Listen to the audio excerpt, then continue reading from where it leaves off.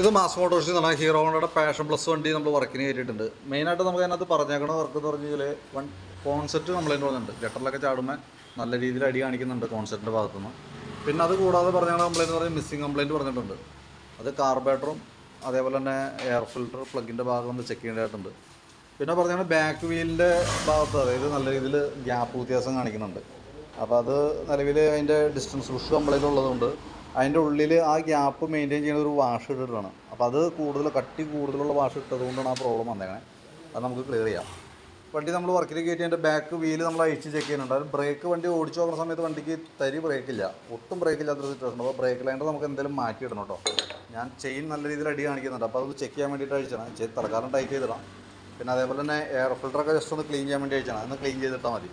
കാർബേറ്ററിൻ്റെ complaint കാണിക്കുന്നുണ്ട്. അതേപോലെ തന്നെ പ്ലഗിനകത്ത് കരി കൂടുതൽ വന്നിട്ടുണ്ട്. ഇത് രണ്ടുമാണ് മിസ്സിങ്ങിൻ്റെ കംപ്ലൈൻറ്റിൻ്റെ കാരണം. കാർബേറ്റർ നമ്മൾ നോക്കുമ്പോൾ അതിൻ്റെ ഈ സ്ലോജറ്റൊക്കെ ഫുള്ള് ബ്ലോക്ക് ആയിരിക്കുകയാണ്. അത് ഇപ്പോഴത്തെ പെട്രോളിൻ്റെ ഒരു സൈഡ് എഫക്റ്റ് എന്ന് വേണമെങ്കിൽ പറയാം. ആ മോഡലാണ് അതിൻ്റെ കംപ്ലയിൻറ്റ്സ് ഇപ്പോൾ കാണിക്കുന്ന നിലയിൽ കേട്ടോ. അപ്പോൾ കാർബേറ്റർ ക്ലീനർ ഉപയോഗിച്ച് നല്ല രീതിയിൽ ക്ലീൻ ചെയ്ത് റീസെറ്റ് ചെയ്യുക. അതാണ് നമുക്ക് അതിന് ചെയ്യാൻ പറ്റുന്ന കാര്യം കേട്ടോ. എയർ ഫിൽറ്റർ നമുക്ക് ക്ലീൻ ചെയ്ത് കയറ്റാം. അതേപോലെ തന്നെ നമുക്ക് അതിൻ്റെ പ്ലഗിൻ്റെ ഭാഗം നോക്കുമ്പോഴത്തേക്കും പ്ലഗിൽ നല്ല രീതിയിൽ കാർബൺ അടിഞ്ഞു കൂടിയിട്ടുണ്ട്, നല്ല രീതിയിൽ കരിയുണ്ട്. സ്വാഭാവികമായിട്ട് ഇതിനകത്ത് ശരിക്കും ഓയിൽ കത്തണ വണ്ടിയിലാണ് ഇങ്ങനെ ഈ രീതിയിൽ കംപ്ലൈൻറ്റ് കാണിക്കാറ്. അപ്പോൾ നമ്മൾ അതും പ്രകാരം നമ്മൾ അതിൻ്റെ ഓയിൽ ലെവൽ കാര്യങ്ങളൊക്കെ ഒന്ന് ചെക്ക് ചെയ്ത് നോക്കി. ഓയിൽ ലെവൽ ചെക്ക് ചെയ്യുന്ന സമയത്ത് നമുക്ക് എൻ്റെ എഞ്ചിനിൽ ഓയിൽ ലെവൽ കാണിക്കുന്നില്ല, അതിൻ്റെ ഉള്ളിൽ ഓയിൽ ലെവൽ കാണുന്നില്ല. അപ്പോൾ എന്തായാലും നമ്മളിപ്പോൾ ചരിച്ചൊക്കെ നോക്കിയിട്ട് ഇതിനകത്ത് ഓയിൽ ലെവലില്ല. അപ്പോൾ ഓയിൽ അഴിച്ച് മാറ്റണതായിരിക്കും നല്ലത്. കാരണം ഓയിൽ തീരെ ഇല്ലാത്തൊരു സിറ്റുവേഷനാണ് വണ്ടി ഓടിക്കൊണ്ടിരിക്കണേ. അപ്പോൾ അത് കൂട്ടത്തിൽ കൂടെ ചെയ്ത് കൊടുക്കണം. കോൺസെപ്റ്റ് പറഞ്ഞിരിക്കട്ടെ. ബാക്കിയത്തെ വർക്കുകളാണ് നമുക്ക് വെരി ഇമ്പോർട്ടൻ്റ് ആയിട്ട് ചെയ്യേണ്ട വർക്ക്. അതായത് ബാക്കിലത്തെ ബ്രേക്ക് ലൈൻഡർ തുടങ്ങിയിട്ട് കാർബേറ്റർ, മിസ്സിങ്ങിൻ്റെ കംപ്ലയിൻറ്റ്, എഞ്ചിൻ ഓയിൽ. പിന്നെ അത് കൂടാതെ നമുക്ക് കോൺസെപ്റ്റിൻ്റെ കംപ്ലയിൻറ്റ് എന്ന് പറഞ്ഞാൽ നമുക്കൊന്ന് അഡ്ജസ്റ്റ് ചെയ്യാൻ പറ്റുന്ന ടൈപ്പ് വയറിങ്ങാണ് ഇതിന് വരുന്നത്. അപ്പോൾ അത് നമ്മളൊന്ന് സെറ്റ് ചെയ്ത് നോക്കാം.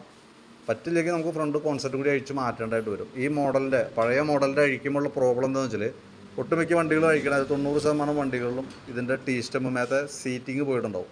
അപ്പോൾ അത് നമ്മൾ ലെയ്ത്തി കൊടുത്ത് വെൽഡ് ചെയ്ത് കട്ട് ചെയ്ത് വരുമ്പോഴത്തേക്കും താമസം തന്നെ വർക്കാണ്. അത് സമയം ഉണ്ടെങ്കിൽ മാത്രമാണ് ഈ ഫ്രണ്ട് അഴിപ്പിക്കാൻ പാടുള്ളൂ കേട്ടോ. കാരണം അഴിച്ച് കോൺസെപ്റ്റ് മാറ്റാൻ കണക്കാക്കി നമ്മൾ അഴിച്ചു എന്ന് കരുതാം. ഈ ലെയ്ത്തിൽ കയറ്റേണ്ട ഒരു കംപ്ലയിൻറ്റ് ഉണ്ടെങ്കിൽ നമുക്ക് റിപ്പീറ്റ് അതേപോലെ കയറ്റൽ നടക്കില്ല. അപ്പോൾ അതും കൂടി ചെയ്യാൻ തയ്യാറാണെങ്കിൽ മാത്രമാണ് നമ്മൾ ഫ്രണ്ട് ഫോർക്ക് അഴിക്കാൻ പാടുള്ളൂ കേട്ടോ.